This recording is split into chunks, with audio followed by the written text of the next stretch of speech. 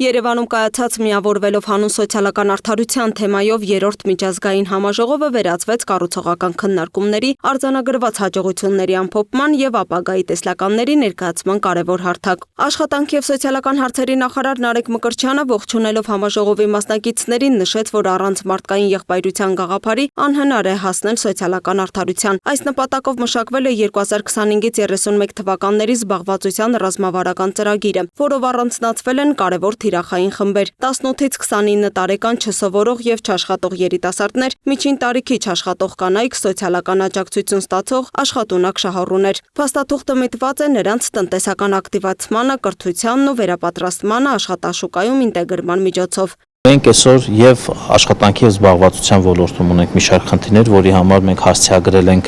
ռազմավարություն, որտեղ հասցեագրված են կոնկրետ թիրախմբեր, օրինակ երիտասարդների, օրինակ կանանց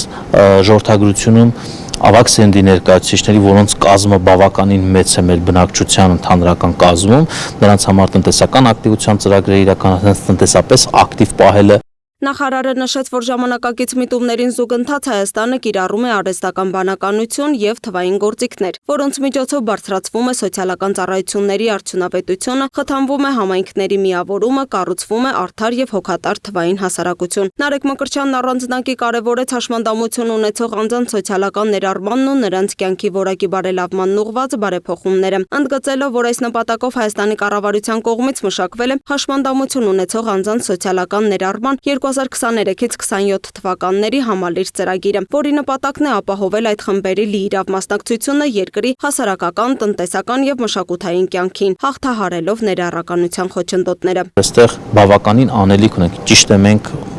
1.2 միլիարդից ավել ծառայություններ ենք արտապատվիրակում հասարակական կազմակերպություններ, որպեսզի ծառայություններ մատուցեն, բայց չենք համարում, որ բավարար է հաշմանդամություն ունեցող անձանց համար ծառայությունները մեր երկրում, բայց որ համեմատենք վերջին տարիներին ամեն տարվա վրա մենք ինչքան նոր ծրագրեր եւ նոր ծառայություններ ենք ներդնում, կարող ենք ասել, որ բավականին այսպես առաջընթաց ունենք, բայց քանի որ անընդհատ զարգանում են ծառայության տեսակները, նաեւ տեխնոլոգիաները, սա շարունակական գործընթաց։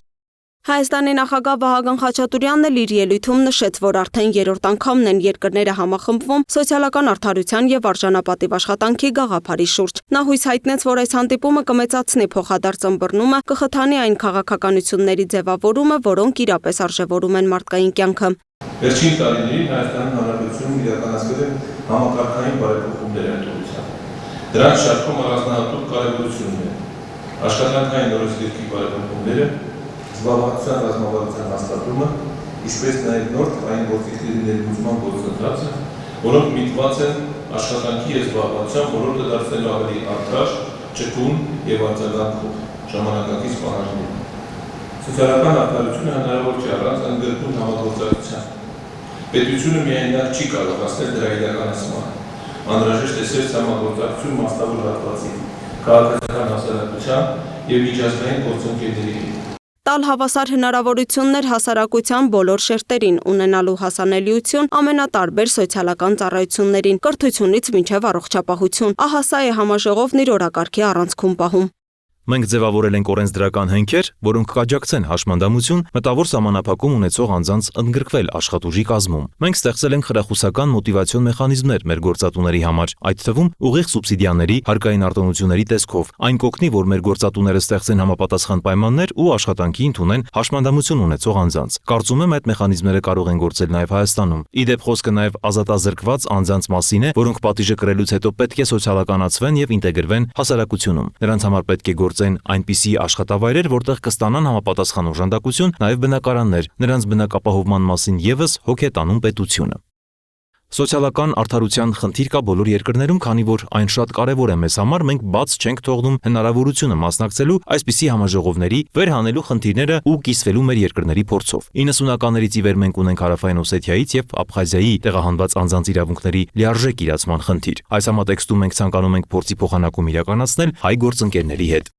Միջոցառման 4 պանելային քննարկումների ընթացքում բանախոսները խոսեցին սոցիալական արդարության ամրապնդման գործում, մարդկային եղբայրության գաղափարի, արդար եւ ներառական աշխատաշուկայում գլոբալ գործընկերությունների, արհեստական բանականության դերի, խոցելի խմբերի հզորացման եւ այլ թեմաների մասին։ Սա հնարավորություն կտա քննարկելու սոցիալական արդարության կոալիցիայի շրջանակում ունեցած ձեռքբերումները, ոլորտային մարտահրավերներն ու սոցիալական արդարության սկզբունքների խթանման ուղղությամբ գործակցության հնարավորությունները։ Մենք Հայաստանի հետ բազմաթիվ ծրագրեր ենք իրականացնում մեր բարեկամական հարաբերություններն ու գործակցությունը խթանելու համար։ Հիմնականում կենտրոնանում ենք կրթական, երիտասարդական, ուսանողական ծրագրերի վրա։ Մենք խրախուսում ենք երիտասարդներին նշել ՄԱԿ-ի կողմից նշված երիտասարդության օրը։ Բացի այդ, մենք պարբերաբար կազմակերպում ենք սպորտային միջոցառումներ, որոնք մեր երկրների երիտասարդներին շփվելու, նոր կապեր հաստատելու հարթակ են ստեղծում։ Համաժողովին ներկա բոլոր մասնակիցները միաձայն նշեցին, այսպիսի համաժողովները կարևոր նշանակություն ունեն։ Լուսինե Գրիգորյան, Տիգրան Ղազարյան, Free News, Ազատ լուրեր։